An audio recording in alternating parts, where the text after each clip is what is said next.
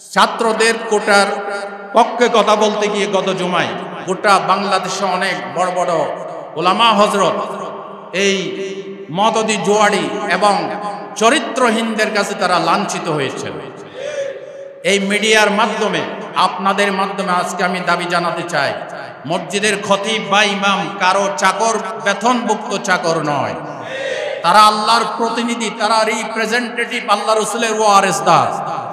সুতরাং গত জুমায় যত খতিবদেরকে লাঞ্ছিত অপদস্থ করা হয়েছে, আজকের এই জুমায় ওই সমস্ত বেয়াদবরা মসজিদের খতিবের পা ধরে মাপ চেয়ে তাদেরকে সসম্মানে তাদের পদে বহাল ঘোষণা করতে হবে, কিনা বলেন?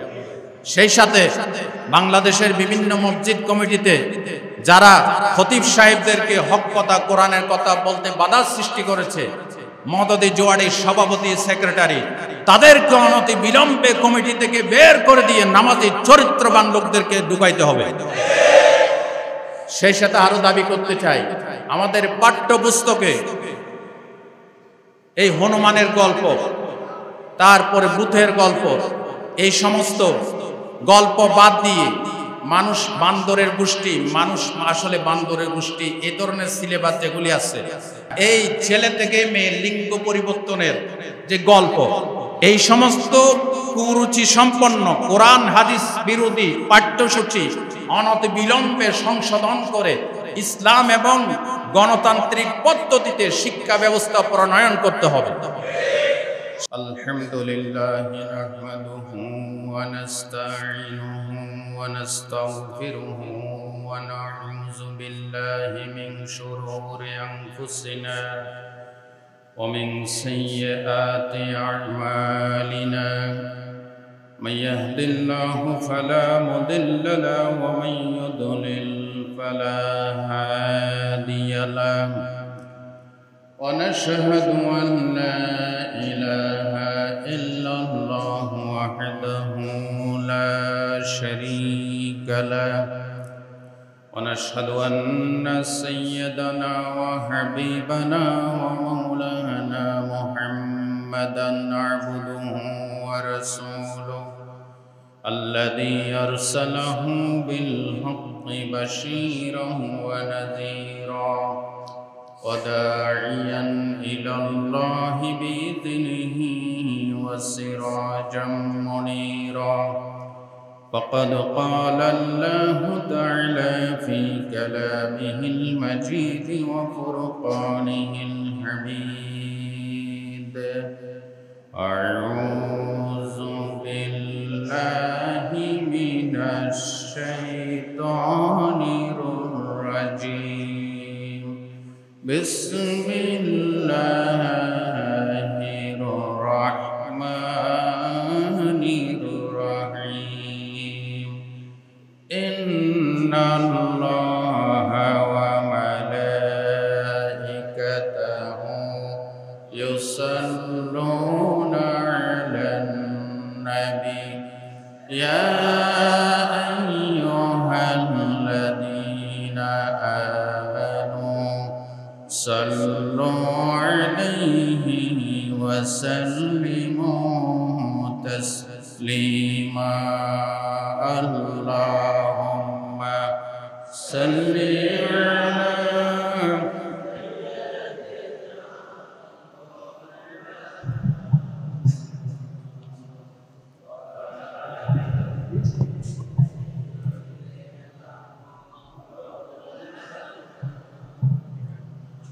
اللهم صل على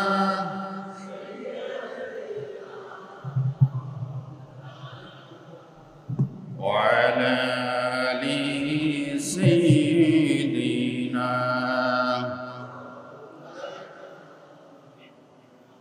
بلغ العلا بكماله كشف الدجى بجماله حسنت جميع خصاله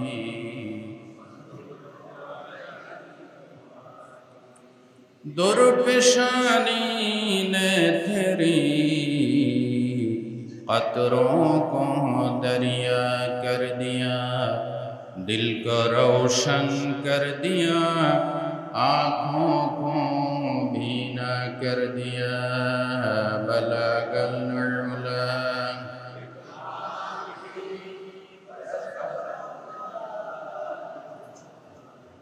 हसनत जमीओ खसालिही।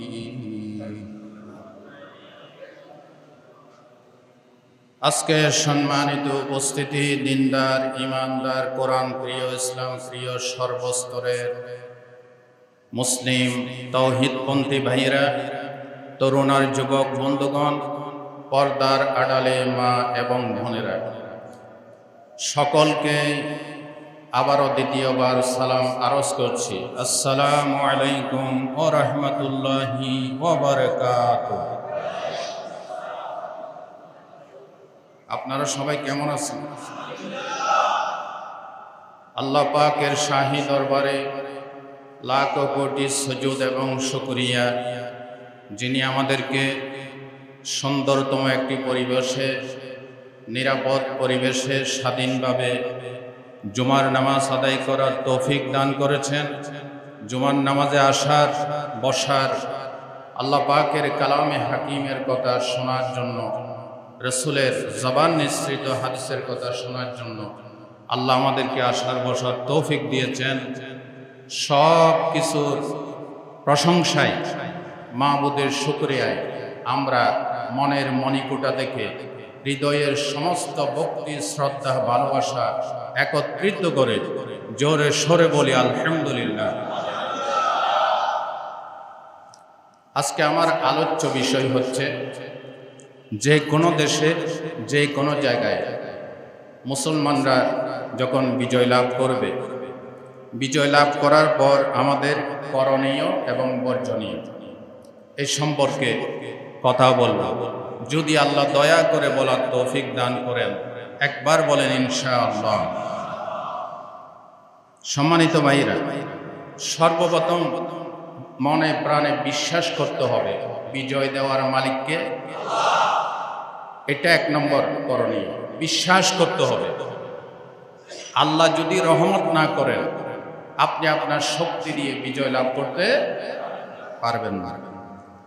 আল্লাহ রাব্বুল আলামিন কালামে হাকিমের সূরা আল ইমরানের 160 নম্বর আয়াতে কারিমায় বলছেন, ইয়ানসুরকুমুল্লাহু ফালা গালিবা লাকুম ওয়া ইয়াখযুলকুম ফামান যাল্লাযী ইয়ানসুরকুম মিন বা'দি ওয়া আলাল্লাহি ফালিয়াতাওয়াক্কালিল মুমিনুন। বলেন আল্লাহু আকবার।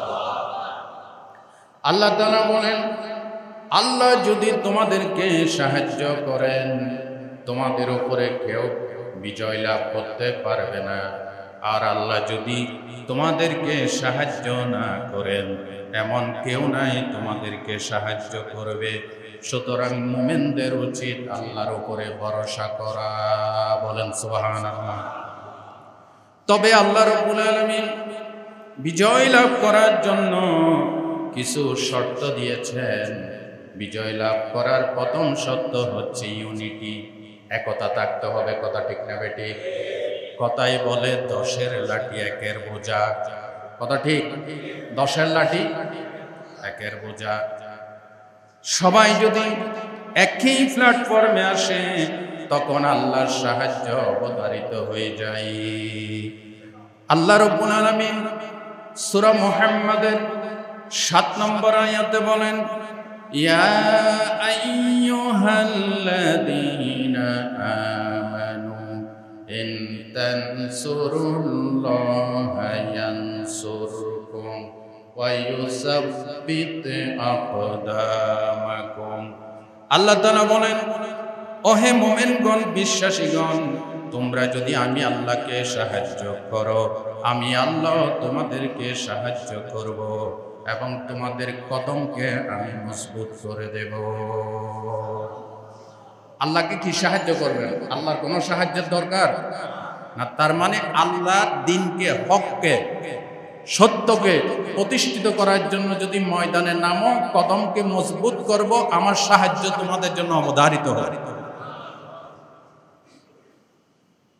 2 নম্বর শর্ত বিজয় অর্জন করার জন্য ঈমান এবং সবর। ঈমান এবং সবর।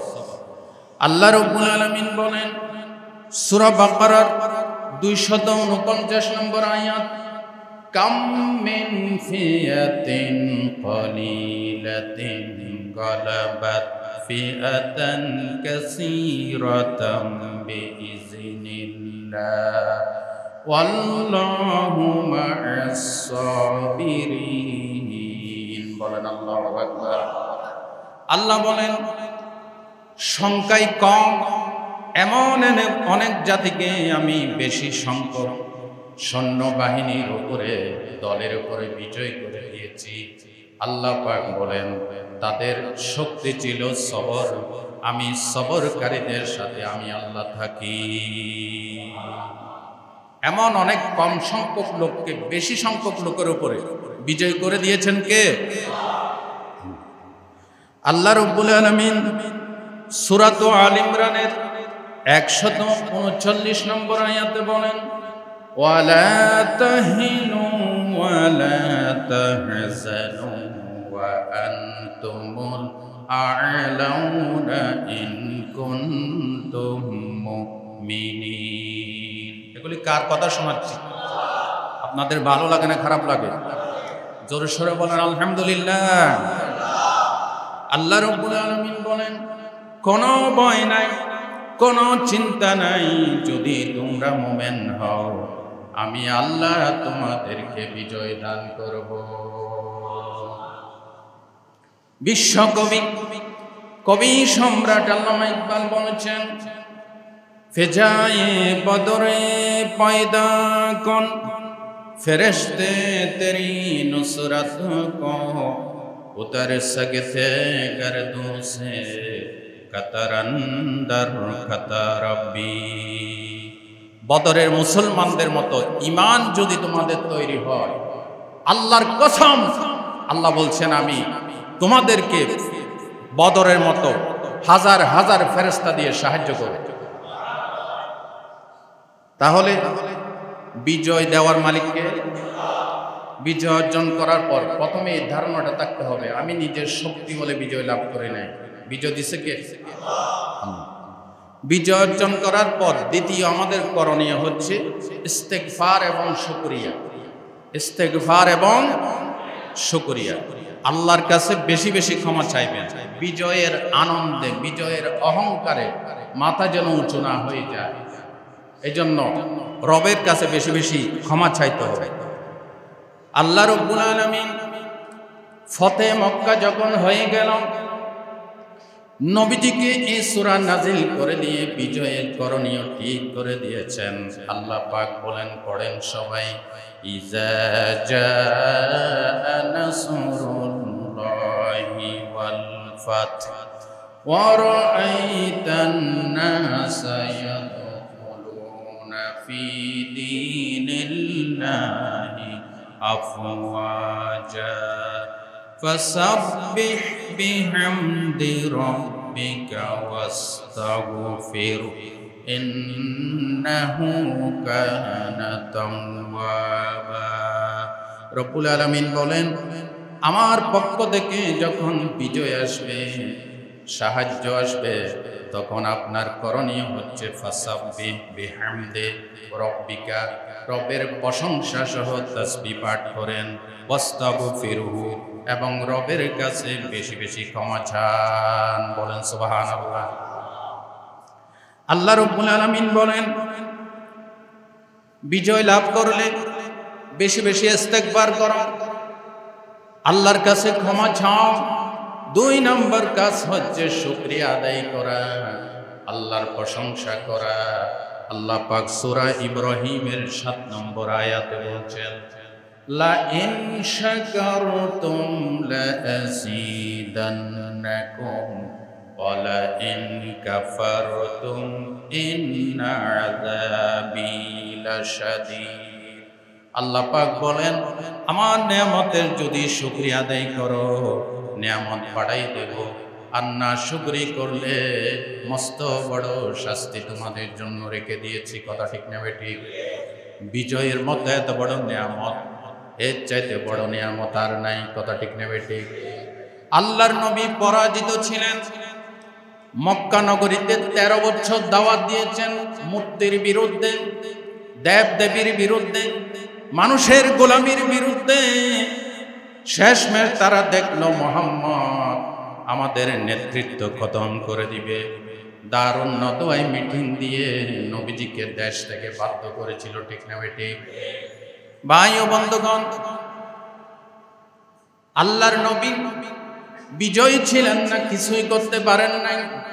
মক্কা বিজয় যখন হয়ে গেল, নবীজি অর্ডার করলেন, এই মক্কা নগরীতে যত মূর্তি আছে সবগুলি ভেঙে দাও, কাবা শরীফে যত মূর্তি আছে সবগুলি ভেঙে দাও। আল্লাহু আকবার। বিজয় হচ্ছে পাওয়ার।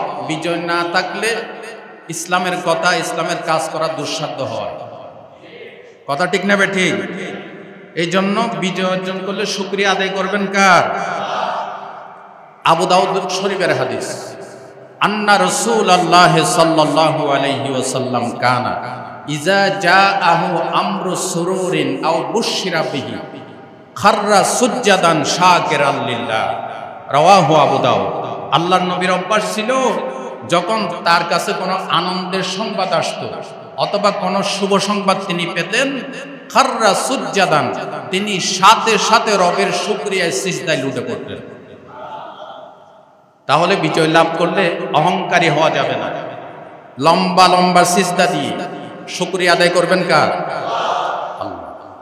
আল্লাহকে আমরা সিজদা না করলে আল্লাহর কোনো লাভ ক্ষতি আছে? আল্লাহর প্রভুত্ব, আল্লাহর রাজত্ব, ক্ষমতা আল্লাহ হারাই ফেলবেন। যেরকম বাদশাহ তুমি দিন দুনিয়ার হে পরওয়ারদিগার, বাদশাহ তুমি দিন দুনিয়ার হে পরওয়ারদিগার। চাঁদ সূরজ গ্রহ তারা জিন ইনসানার ফেরেশতারা, দিন রজনী গাহিছে তারা মহিমা তোমার। বাদশাহ তুমি দিন দুনিয়ার হে পরওয়ারদিগার, সিজদা লও হে হাজার বার আমার হে পরওয়ারদিগার। বলেন আল্লাহু আকবার। বিজয় লাভ করলে করণীয় হচ্ছে লম্বা করে একটা সিজদা দিবেন, 2 রাকাত সালাতুল শুকর আদায় করবেন। কথা ঠিক না ঠিক? 3 নাম্বার, বিজয় লাভ করলে আমাদের করণীয় হচ্ছে বেশি করে বিনয়তা প্রকাশ করা। বেশি করে কি করা? বিনয়তা প্রকাশ করা। কারণ বিনয়তা হচ্ছে মুমিনের বৈশিষ্ট্য। কথা ঠিক না ঠিক? আল্লাহ রাব্বুল আলামিন সূরাতুল ফুরকানের 63 নম্বর আয়াতে বলেন, ওয়াইবাদুর রাহমানিল্লাযীনা ইয়ামশুনা আলাল আরদি হাওনা। রহমানের খাঁটি বান্দা যারা, তাদের বৈশিষ্ট্য হচ্ছে জমিনে খুব বিনয়ের সাথে চলাফেরা করে। সূরা বনী ইসরাঈলের 37 নম্বর আয়াতে আল্লাহ বলেন, ওয়ালা তামশি ফিল আরদি মারহা ইন্নাকা লান তাখরিকাল আরদা ওয়ালান তাবলুগাল জিবালা তুলা। আল্লাহ পাক বলেন, এই জমিনে অহংকার করে হেঁটো না।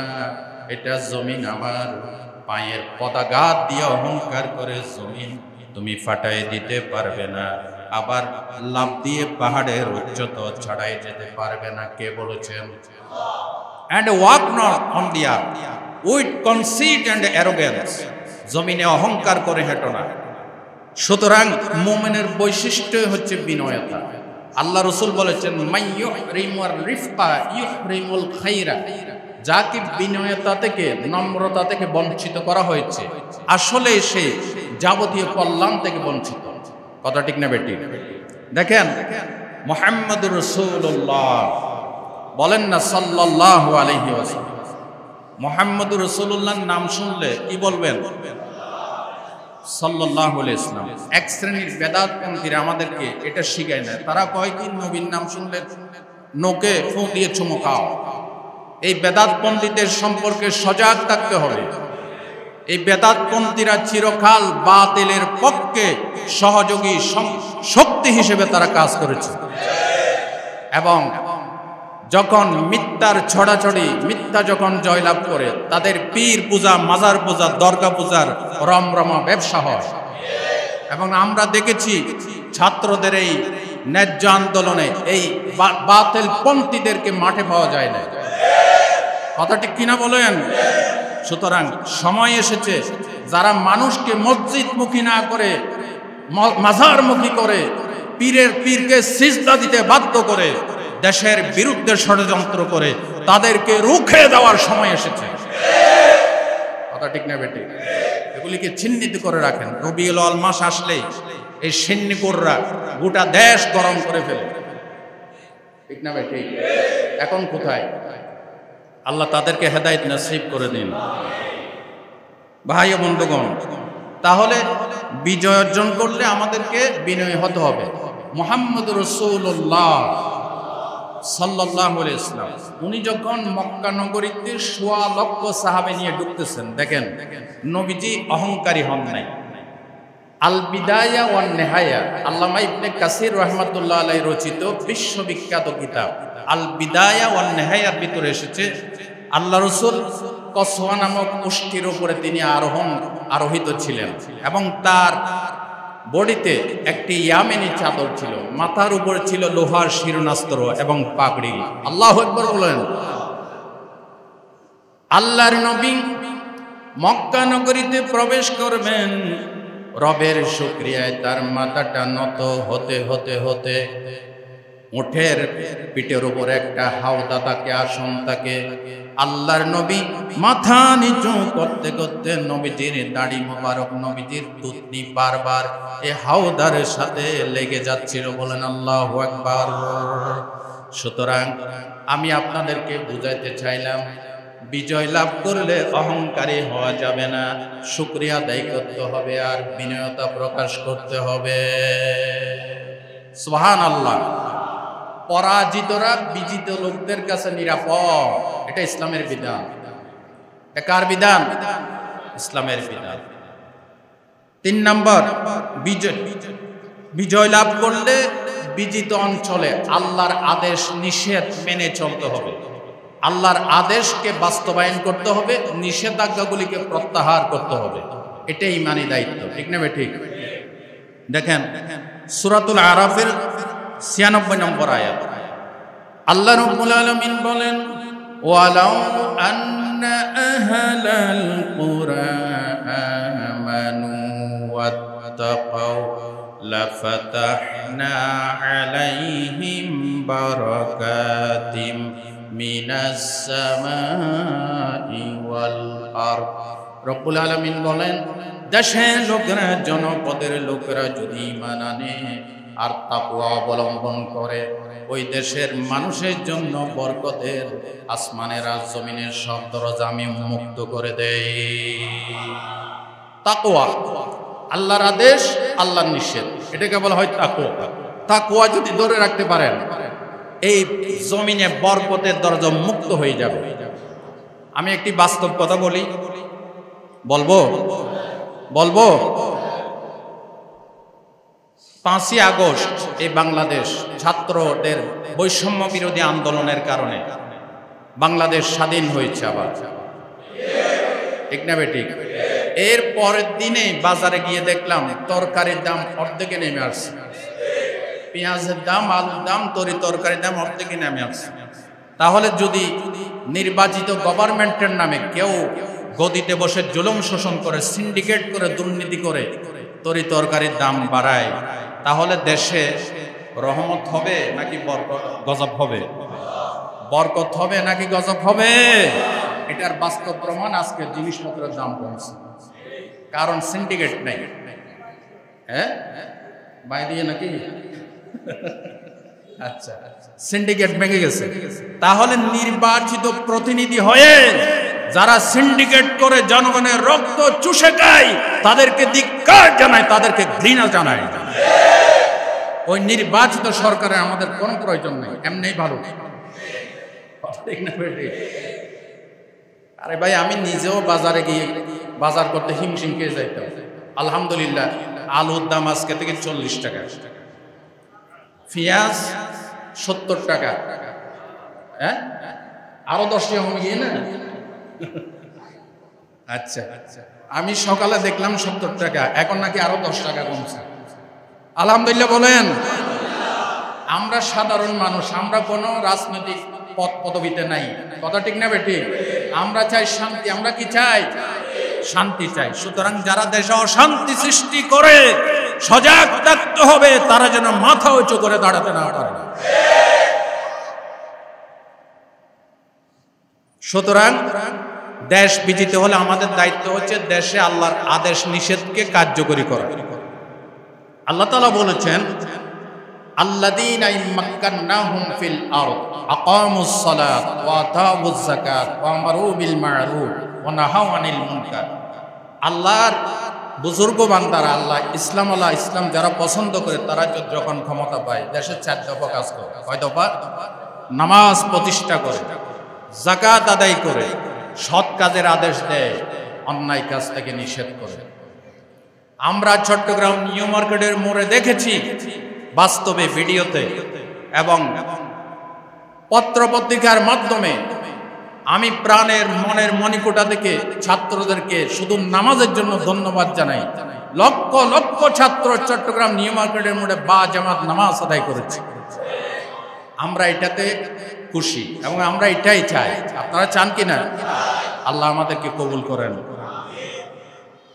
দেশ যখন বিজিত হবে, আমাদের চতুর্থ দায়িত্ব হচ্ছে শান্তি শৃঙ্খলা নিরাপত্তা বজায় রাখা।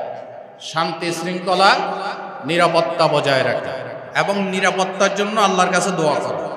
আমাদের মুসলিম জাতির পিতা নাম কি? আরো জোরে কইতে পারলেন না? ইব্রাহিম আলাইহিস সালাতু ওয়াস সালাম। তিনি রবের কাছে দোয়া করেছেন। সূরা ইব্রাহিমের 37 নম্বর আয়াত। তিনি কি দোয়া? 35 নম্বর আয়াত। কি দোয়া করেছেন? ওয়া ইয ক্বালা ইব্রাহিম রব্বি জাআল হাযাল বালাদা আমিনা ওয়াজনুবনি ওয়া বানিয়া আন না'বুদাল আসনাম। আচ্ছা বলেন তো ভাইয়েরা, আমি যে কথাগুলি বলছি এগুলি কি আমি বানাই নিয়ে আসছি? গত 20 বছর আমার এই মসজিদে 21 বছর রানিং। গত 20 বছর ধরে বলেন আমার নিজের স্বার্থের কোনো কথা বলেছি নাকি কোরআন হাদিসের কথা শুনেছি? কার কথা শুনেছি? আল্লাহর কথা শুনেছি। সূরা ইব্রাহিমের 37 নম্বর 35 নম্বর আয়াত। আল্লাহ বলছেন, স্মরণ করো ওই সময়ের কথা যখন মুসলিম মিল্লাতের পিতা দোয়া করেছেন, রব্বি জাআল হাযাল বালাদা আমিনা। আল্লাহ মক্কা নগরীকে তুমি নিরাপত্তার শহর বানিয়ে দাও। ওয়াজনুবনি ওয়া বানিয়া না'বুদাল আসনাম। এবং আমাকে আমার সন্তানদেরকে মূর্তি পূজার অপবিত্রতা থেকে আল্লাহ তুমি রক্ষা করো। সুবহানাল্লাহ। তাহলে আমাদের দায়িত্ব হচ্ছে বাংলাদেশের সার্বিক প্রত্যেকটি বৈধ নাগরিকের জানমালের নিরাপত্তা বিধান করা এবং এই কাজে সহযোগিতা করা আমাদের ঈমানি দায়িত্ব, ঠিক কিনা? আমি আরেকটি কথা বলতে চাই, সেটা হচ্ছে অযথা প্রতিহিংসার বশবর্তী হয়ে কোনো প্রতিবেশীর বিরুদ্ধে পদক্ষেপ নেবেন না। অযথা হিংসার বশবর্তী হয়ে আমি এক দল করি, উনি আরেক দল করেন, এই জন্য এই হিংসার বশবর্তী হয়ে কোনো প্রতিবেশীর বিরুদ্ধে অ্যাকশনে যাবেন না। আপনি যদি দেখেন আসলে লোকটা ভালো নিরীহ লোক, তাহলে শুধুমাত্র হিংসার বশবর্তী হয়ে তার বিরুদ্ধে কিছু করবেন, আল্লাহর আদালতে আপনি আসামি হবেন, ঠিক কিনা বলেন? 2 নাম্বার কথা বলতে চাই, ছাত্রদের কোটার পক্ষে কথা বলতে গিয়ে গত জুমায় গোটা বাংলাদেশে অনেক বড় বড় ওলামা হযরত এই মদদি জোয়াড়ি এবং চরিত্রহীনদের কাছে তারা লাঞ্ছিত হয়েছে। এই মিডিয়ার মাধ্যমে, আপনাদের মাধ্যমে আজকে আমি দাবি জানাতে চাই, মসজিদের খতিব বা ইমাম কারো চাকর, বেতনভুক্ত চাকর নয়। তারা আল্লাহর প্রতিনিধি, তারা রিপ্রেজেন্টেটিভ, আল্লাহ রাসূলের ওয়ারিসদার। সুতরাং গত জুমায় যত খতিবদেরকে লাঞ্ছিত ও অপদস্থ করা হয়েছে, আজকের এই জুমায় ওই সমস্ত বেয়াদবরা মসজিদের খতিবের পা ধরে মাপ চেয়ে তাদেরকে সসম্মানে তাদের পদে বহাল ঘোষণা করতে হবে, ঠিক কিনা বলেন? সেই সাথে বাংলাদেশের বিভিন্ন মসজিদ কমিটিতে যারা খতিব সাহেবদেরকে হক কথা, কোরআনের কথা বলতে বাধা সৃষ্টি করেছে, মদদি জোয়াড়ির সভাপতি, সেক্রেটারি, তাদেরকে অনতি বিলম্বে কমিটি থেকে বের করে দিয়ে নামাজি চরিত্রবান লোকদেরকে ঢুকাইতে হবে। সেই সাথে আরো দাবি করতে চাই, আমাদের পাঠ্যপুস্তকে এই হনুমানের গল্প, তারপরে বুথের গল্প, এই সমস্ত গল্প বাদ দিয়ে মানুষ বান্দরের গোষ্ঠী, মানুষ আসলে বান্দরের গোষ্ঠী, এই ধরনের সিলেবাস যেগুলি আছে, এই ছেলে থেকে মেয়ে লিঙ্গ পরিবর্তনের যে গল্প, এই সমস্ত কুরুচি সম্পন্ন কোরআন হাদিস বিরোধী পাঠ্যসূচি অনতি বিলম্বে সংশোধন করে ইসলাম এবং গণতান্ত্রিক পদ্ধতিতে শিক্ষা ব্যবস্থা প্রণয়ন করতে হবে। সেই সাথে যারা চিহ্নিত অপরাধী বা দাগী আসামি, তাদের বিরুদ্ধে অনতি বিলম্বে ব্যবস্থা গ্রহণ করতে হবে। আমি আবারও ঘোষণা করছি আপনাদের সামনে, কোন নিরীহ, কোন অসহায়, কোন ভালো লোকের বিরুদ্ধে অযথা কোন প্রতিবেশীর বিরুদ্ধে প্রতিহিংসা পরায়ণ হবেন না। আল্লাহ আমাদেরকে তৌফিক দান করেন। প্রিয় ভাই সব, তাহলে আমাদের দেশের জন্য সার্বিক শৃঙ্খলা, আইন শৃঙ্খলা এবং সংখ্যালঘু, আপনারা বলেন সংখ্যালঘু, আমার ভাষায় আমি বলি সংখ্যালঘু বলতে কোনো কথা নাই। বাংলাদেশে যিনি জন্মলাভ করছে, হিন্দু হোক খ্রিস্টান হোক, সে যে দলেরই হোক, বাংলাদেশে যিনি জন্মলাভ করেছে বৈধ জায়গায় তাকে সে বাংলাদেশের নাগরিক, বাংলাদেশের কি নাগরিক। সুতরাং মাইনরিটি বলতে কোনো কথা নাই।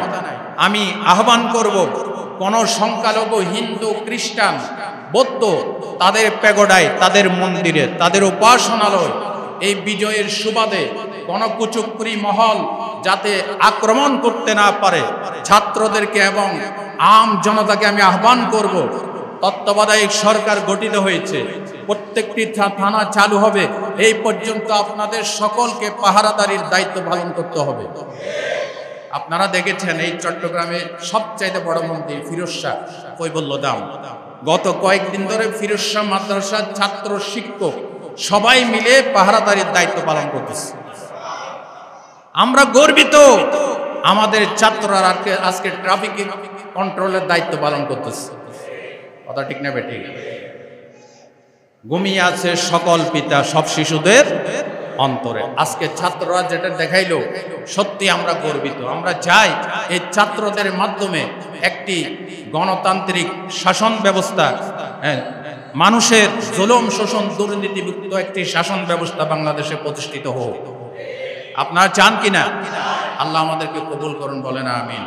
এই জন্য আহ্বান করব, আপনারা কারো বাড়ি ঘরে হামলা করবেন না, কারো ব্যবসা প্রতিষ্ঠানে হামলা করবেন না, কোন মন্দিরে হামলা করবেন না। সেই সাথে আরেকটি কথা বলতে চাই, গত 5ই আগস্ট বিভিন্ন থানায় অতি উৎসাহী হয়ে যারা জিনিসপত্র লুট করেছেন, তাদের জন্য একটি ঘোষণা সেনাবাহিনীর পক্ষ থেকে আমাদেরকে দেওয়া হয়েছে।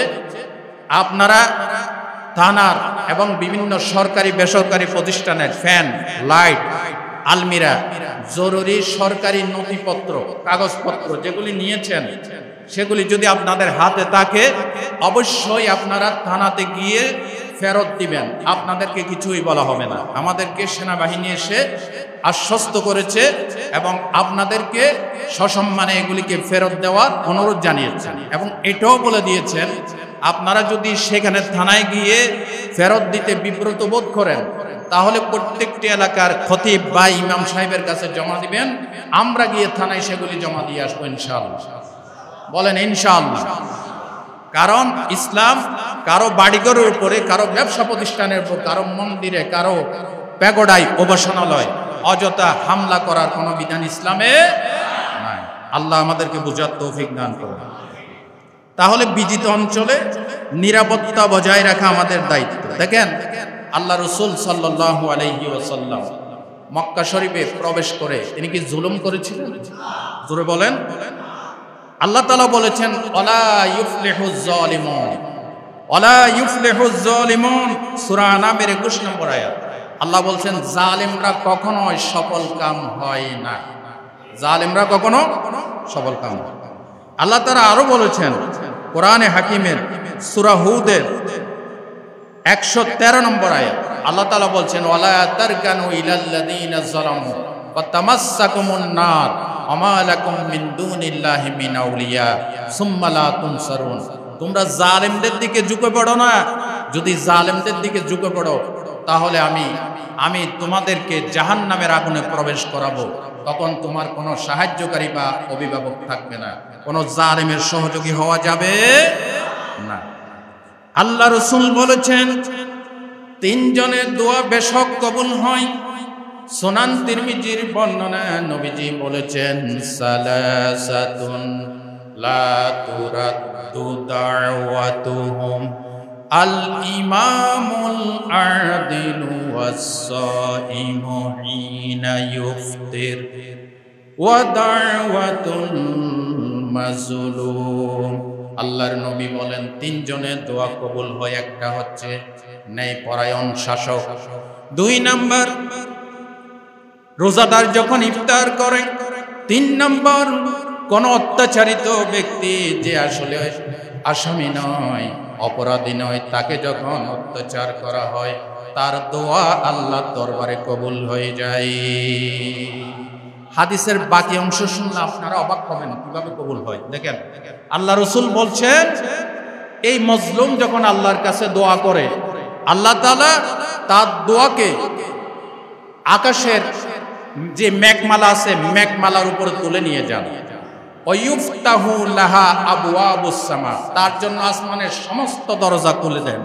ওয়া ক্বালা রাব্বু আযজা ওয়া জাল ওয়া ইজ্জাতি লা আনসুরান্নাকা বাদা হিন, রাওয়াহু তিরমিজি। আল্লাহ তাআলা ওই মজলুমকে আশ্বাস দিয়ে বলেন অপেক্ষা করো, একটু দেরিতে হলো আমি তোমার দোয়া কবুল করব। আমি বলি নাই, সুনান তিরমিজির বর্ণনা। সুতরাং কোন অবস্থায় জালেমের ভূমিকায় অবতীর্ণ হওয়া যাবে। আল্লাহ রাসূল বলেছেন ইত্তাকি দাওয়াতাল মাজলুম, মজলুমের বদদুয়া থেকে বেঁচে থাকো। ফা ইন্নাহু লাইসা বাইনাহু ওয়া বাইনাল্লাহি হিজাব, মজলুমের বদদুয়া এবং আল্লাহর গজবের মাঝে কোনো পর্দা থাকে না। সুতরাং কোন জালেমের ভূমিকা অবতীর্ণ হওয়া যাবে না, কারো বাড়িঘরের উপরে অসহায় কোনো মানুষের উপর অত্যাচার করা যাবে। দেখেন আল্লাহ রাসূল যখন মক্কা নগরীতে প্রবেশ করবেন, প্রবেশ করার আগেই আবু সুফিয়ান যে বদরে নবীর বিরুদ্ধে নেতৃত্ব দিয়েছে, ওহদে নেতৃত্ব দিয়েছে, খন্দকে নেতৃত্ব দিয়েছে, মক্কা নগরীতে প্রবেশের আগে নবীর সাথে সাক্ষাৎ করে ইসলাম কবুল করলেন। ইসলাম যখন কবুল করলেন আল্লাহ রাসূল সাল্লাল্লাহু আলাইহি ওয়াসাল্লাম হযরত আব্বাসকে বললেন, আব্বাস, আবু সুফিয়ান একজন লিডার মানুষ, নেতা মানুষ, ইসলামের সৌর্য বীর্য তাকে দেখানো আমি জরুরি বোধ করছি। তুমি এই সৈন্যরা যে পাহাড়ের পাদদেশ দিয়ে গিরিপথ দিয়ে আমার সৈন্যরা যাবে, এই পাহাড়ের গিরিপথে তুমি আবু সুফিয়ানকে নিয়ে দাঁড়িয়ে থাকো। হযরত আব্বাস আবু সুফিয়ানকে নিয়ে দাঁড়িয়ে আছেন, আর রাসূল করিম সাল্লাল্লাহু আলাইহি ওয়াসাল্লামের সৈন্যরা বাক বাক করে একদল একদল যাচ্ছে। একদল যখন গেল আবু সুফিয়ান জিজ্ঞাসা করলে এরা কারা? আব্বাস বললে এরা হচ্ছে সুলাইম গোত্রের লোক। তিনি কিছু বললেন না। আরেক দল আসলো, এরা কারা? এরা মুজাইনা গোত্রের লোক। তিনি কিছু বললেন না। এবার দেখতে পেলেন সবুজ সবুজ একটা দল আসতেছে, বিশাল দল, যাদের আপাদমস্তক লৌহ বর্ম দিয়ে আচ্ছাদিত, শুধু চোখ দুটা দেখা যায়। বলেন সুবহানাল্লাহ। এই দলের সম্মুখ ভাগে আছেন সরওয়ারে কায়নাত মুহাম্মদুর রাসূলুল্লাহ সাল্লাল্লাহু আলাইহি ওয়াসাল্লাম। এই দল যখন যাচ্ছে আবু সুফিয়ান অপলক নয়নে তাকিয়ে আছে। বলল, আব্বাস, এরা কারা? বলল, এরা হচ্ছে মুহাম্মদুর রাসূলুল্লাহ সাল্লাল্লাহু আলাইহি ওয়াসাল্লামের নেতৃত্বে মুহাজির এবং আনসারদের বিশাল দল। তখন আবু সুফিয়ান বলেছিল, আব্বাস, এরা তো সাক্ষাৎ মৃত্যুদূত, এদের কবল থেকে আজকে মক্কাতে কেউ বাঁচতে পারবে না। সুরকন সুবহানাল্লাহ। আল্লাহ রাসূল তখন আবু সুফিয়ানকে ডাকলেন। আবু সুফিয়ানকে ডেকে বললেন, আবু সুফিয়ান, আমি তোমাকে ঘোষণা করছি, তুমি মক্কার লিডার মানুষ, তুমি যে যখন ইসলাম কবুল করছো, তোমার লিডারশিপ আমি কেড়ে নেব না। তোমাকে মক্কার পৌর কর্পোরেশনের মেয়র পদে আমি আবার বহাল ঘোষণা করলাম। এবং এটাও শোনো, তোমার ঘরে যারা আশ্রয় নিবে তারা নিরাপদ, এবং মক্কা শরীফের হেরমে যারা অবস্থান নিবে তারা নিরাপদ। আল্লাহ রাসূল শুধু 9 জন সম্পর্কে বলেছিলেন, এদেরকে যেখানে পাও সেখানে হত্যা করো, কারণ এরা মুহাম্মদের বিরুদ্ধে কুৎসা রটাইছে, মুরতাদ হয়ে গেছে, এবং মুহাম্মদ সাল্লাল্লাহু আলাইহি ওয়াসাল্লামকে হত্যার সিদ্ধান্তে তাদের সায় ছিল, তাদের সহযোগিতা ছিল। এই 9 জন সম্পর্কে বলেছিলেন, এদেরকে যেখানে পাও সেখানে কি করো, হত্যা করো। এদের ভিতরেও আবার 4 জনকে হত্যা করে বাকি 5 জনকে আল্লাহর নবী মাফ করে দিয়েছেন। আল্লাহর নবী মক্কার উপকণ্ঠে প্রবেশ করলেন, 100 লক্ষ সাহাবী, 10,000 ঘোড়া, 10,000 তরবারি। আল্লাহর নবী মক্কা শরীফে ঢুকতেছেন, আর নবীজি বুখারীর হাদিসে এসেছে, আল্লাহর নবী সূরা ফাতিহার আয়াতটা পাঠ করতেছেন। আল্লাহর নবী বললেন, ইন্না ফাতাহনা লাকা ফাতহাম মুবিনা, নিশ্চয় আল্লাহ আমাকে একটা সুস্পষ্ট বিজয় দান করেছে। আল্লাহর নবী মক্কা শরীফে প্রবেশ করলেন, ঘোষণা করলেন, আমার অর্ডার ছাড়া কোনো গাছের ফল ছিঁড়া যাবে না, কোনো অসহায়, কোনো নারী, কোনো শিশু, কোনো বৃদ্ধের গায়ে হাত দেওয়া যাবে না, আমার অর্ডার ছাড়া কাউকে অযথা হামলা করা যাবে না। আল্লাহর নবী কাবার প্রান্তরে আসলেন, কাবা শরীফে 7টা চক্কর দিলেন, তাওয়াফ করলেন, 2 রাকাত নামাজ আদায় করলেন, জমজমের পানি পান করলেন। অতঃপর কাবার প্রান্তরে দাঁড়িয়ে নবীজি বললেন, ও কুরাইশের নেতারা, আজকে আমার থেকে তোমরা কি ব্যবহার আশা করো? কুরাইশের নেতারা সবাই মাথা নিচু করে দাঁড়িয়ে আছে। আল্লাহর নবী বললেন, তোমরা সেই লোক যারা বেলালকে রক্তাক্ত করেছ, আজও পর্যন্ত বেলালের পিঠ থেকে সেই দাগ মুছে যায় নাই। তাকিয়ে দেখো, ওই যে খেজুর গাছ দেখা যায়, এই খেজুর গাছটা এখনো আছে। এই খেজুর গাছের কাছে সামনে হযরতে সুমাইয়াকে এবং তার স্বামী ইয়াসারকে হত্যা করেছ, এই খেজুর গাছ আজও সাক্ষী হয়ে দাঁড়িয়ে আছে। তোমরা কি সেই লোক নও আমাকে দেশ থেকে বাধ্য করেছ? তোমরা কি সেই লোক নও বদর, উহুদে, খন্দকে আমার বিরুদ্ধে নেতৃত্ব দিয়েছ? সবাই মাথা নিচু করে দাঁড়িয়ে আছে, কারো টু শব্দ নাই। আল্লাহর নবী সকলের নীরবতা ভঙ্গ করে ঘোষণা করলেন, তোমরা আজকে ভয় পেও না। হযরত ইউসুফ আলাইহিস সালামকে 11 ভাই যখন কুয়ায় ফেলে দিয়েছিল, হযরত ইউসুফ যখন মিশরের সিংহাসনে বসলেন, 11 ভাই তরতর করে কাঁপতেছিল, আজকে কি বিচারটা করে। হযরত ইউসুফ 11 ভাই সম্পর্কে সেদিন যে বক্তব্য দিয়েছেন, আজকে তোমাদের সম্পর্কে আমার কি বক্তব্য? আল্লাহর নবী পাঠ করলেন, ক্বালা লা তাসরিবা আলাইকুমুল ইয়াওম, তোমাদের বিরুদ্ধে কোনো কোপ নাই, বিদ্বেষ নাই, আমি আল্লাহর ওয়াস্তে তোমাদেরকে মাফ করে দিলাম। যখন সুবহানাল্লাহ। তোরে জীবন বরে মারলো যারা, ইট পাথর ছোড়ে, সেই পাথর দিয়ে গড়লে তুমি প্রেমেরই মসজিদ। আল্লাহু আকবার। নবীজিকে পাথর মেরেছিল, নবীজি সেই পাথর কুড়িয়ে কুড়িয়ে তাদের জন্য মসজিদ বানাই দিয়েছে, যাতে তারা এসে সিজদা করতে পারে। সুতরাং আজকের এই জুমা থেকে আমি আবারও ঘোষণা করছি, অযথা অতি উৎসাহী হয়ে, প্রতিহিংসা পরায়ণ হয়ে কোন নিরীহ, অসহায়, নিরপরাধ লোকের বাড়ি ঘরে কারো উপরে হামলা করবেন না। মাননীয় তত্ত্বাবধায়ক সরকারের প্রধান, আমাদের চট্টগ্রামের গৌরব প্রফেসর ইউনূস, বিশিষ্ট অর্থনীতিবিদ, আমরা গর্বিত আজকে চট্টগ্রামের লোকেরা। কেয়ারটেকার গভর্নমেন্টের 17 জনের 6 জনই চট্টগ্রামের। আলহামদুলিল্লাহ বলতে ইচ্ছে করে। আরো জোরে কোন? আফম খালেদ হোসেন সহ। আফম খালেদ হচ্ছে উমর গনি এমএস কলেজের প্রফেসর, বিশিষ্ট ইসলামী চিন্তাবিদ, বিশিষ্ট আলেমে দ্বীন, মুফাসসির কোরআন, গোটা বাংলাদেশে ওয়াজ করে। প্রফেসর আফম খালেদকে নির্বাচিত করার কারণে আজকে আমার পক্ষ থেকে 18 কোটি বাংলাদেশের জনসাধারণের পক্ষ থেকে, আমাদের মসজিদের পক্ষ থেকে এই বৈষম্য বিরোধী ছাত্র আন্দোলনের 6 সমন্বয়ক সহ সকলকে, সংশ্লিষ্ট আইন শৃঙ্খলা বাহিনী সহ দেশের আম পাবলিককে আমার পক্ষ থেকে, আমাদের পক্ষ থেকে ধন্যবাদ জানাই। আলহামদুলিল্লাহ বলেন। প্রফেসর ইউনূস সাহেব গতকাল বলেছেন স্বাধীনতা অর্জন করেছি ঠিক, কিন্তু স্বাধীনতার সুফল জনগণের ঘরে ঘরে পৌঁছাই দিতে হবে। ঠিক না বেঠিক? স্বাধীনতা অর্জন করার চেয়ে স্বাধীনতা রক্ষা করা সুকঠিন। এই জন্য শুধুমাত্র স্বাধীনতা অর্জন করা নয়, আইন শৃঙ্খলা পরিস্থিতির উন্নয়ন ঘটাতে হবে এবং ব্যাংক, বিমায়, অফিস আদালতে, কোর্ট কাছারিতে যত আমলাতান্ত্রিক, যত দুর্নীতিবাজরা আছে, যত সিন্ডিকেট আছে, যত জুলুম শোষণ আছে, এগুলি সব ভেঙে দিয়ে মানুষের বাক স্বাধীনতার অধিকার ছিনিয়ে আনতে হবে, জনগণের অধিকার প্রতিষ্ঠিত করতে হবে। এবং কোন দলাদলি করে আমরা একে অপরের শত্রু হব না। সবাই বাংলাদেশের নাগরিক, সবাই কাঁধে কাঁধ মিলিয়ে আমরা দেশটাকে উন্নয়ন করার চেষ্টা করব, বলেন ইনশাআল্লাহ। আল্লাহ আমাদেরকে সেই তৌফিক দান করুক। IUB media